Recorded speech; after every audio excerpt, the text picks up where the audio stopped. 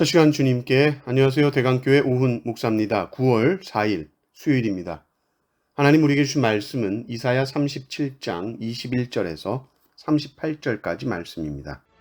아모스의 아들 이사야가 사람을 보내어 히스기야에게 이르되 이스라엘의 하나님 여호와께서 말씀하시되 네가 아수르의 사네립 왕의 일로 내게 기도하였도다 하시고 여호와께서 그에 대하여 이같이 이르시되 처녀딸 시온이 너를 멸시하며 조소하였고 딸 예루살렘이 너를 향하여 머리를 흔들었느니라. 네가 회방하며 능욕한 것은 누구에게냐? 네가 소리를 높이며 눈을 높이 들어 향한 것은 누구에게냐? 곧 이스라엘의 거룩하신 이에게니라. 네가 네 종을 통해서 주를 회방하여 이르기를 내가 나의 허다한 병거를 거느리고 산들의 꼭대기에 올라가며 레바논의 깊은 곳에 이르렀으니 높은 백향목과 아름다운 향나무를 베고 또 그 제일 높은 곳에 들어가 살찐 땅의 수풀에 이를 것이며 내가 우물을 파서 물을 마셨으니 내 발바닥으로 애굽의 모든 하수를 말리리라 하였도다. 네가 어찌하여 듣지 못하였느냐?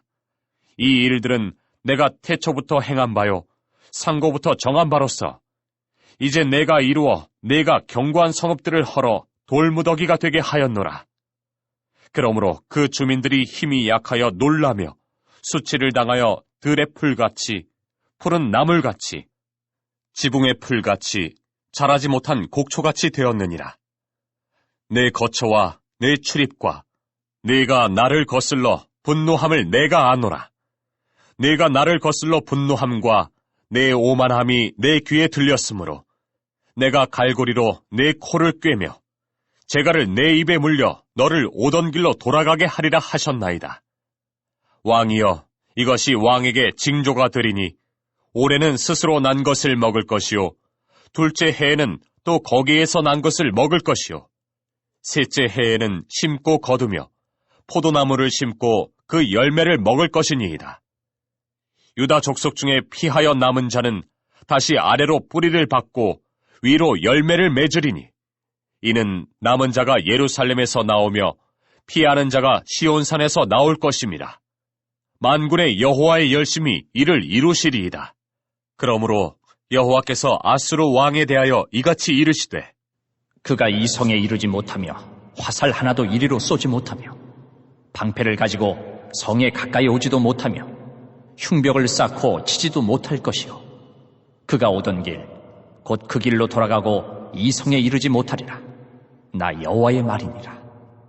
대저 내가 나를 위하며 내 종 다윗을 위하여 이 성을 보호하며 구원하리라 하셨나이다. 하니라. 여호와의 사자가 나가서 아수르 진중에서 18만 5천인을 쳤으므로 아침에 일찍이 일어나 본즉 시체뿐이라.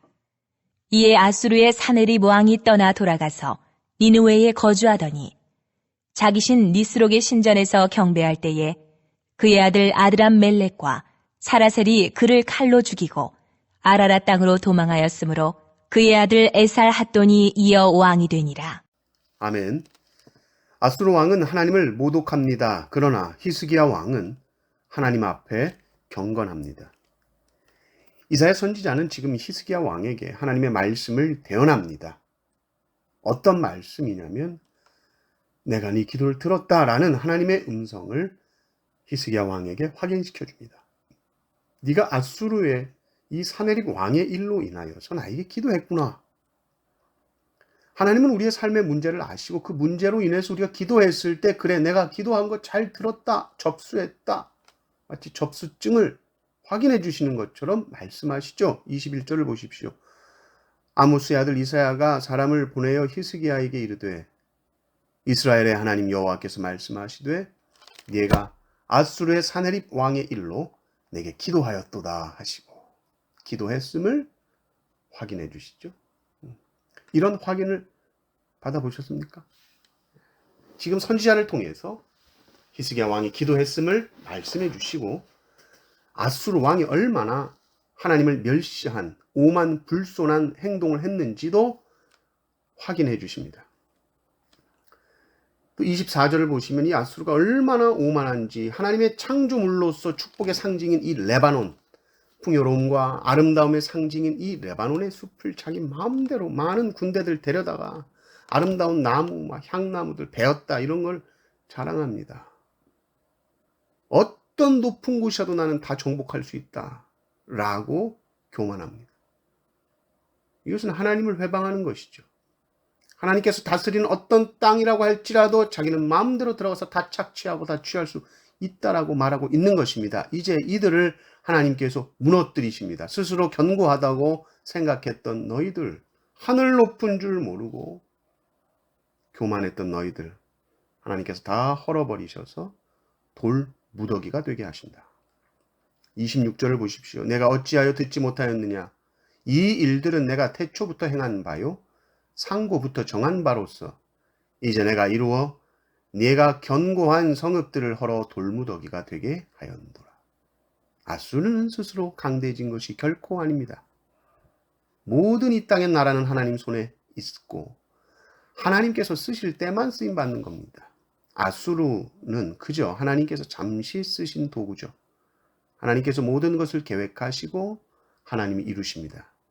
그러나 인생들은 이것을 잘 보지 못합니다. 모든 일을 주관하시는 하나님을 보지 못합니다. 자신이 성공하고 특별히 잘 나갈 때 하나님의 손을 보지 못하고 오만방자한 경우가 심히 많습니다. 그래서 가장 지혜로운 사람은 하나님 앞에서 겸손한 사람입니다.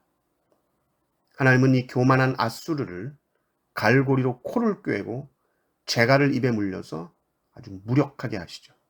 29절을 보십시오. 내가 나를 거스러 분노함과 내 오만함이 내 귀에 들렸으므로 내가 갈고리로 내 코를 꿰며 재갈로 내 입에 물려 너를 오던 길로 돌아가게 하리라 하셨나이다. 하나님께서 아수르를 완전히 무력하게 하시고 이제 하나님은 당신의 백성들을 향한 새로운 미래를 약속해 주십니다.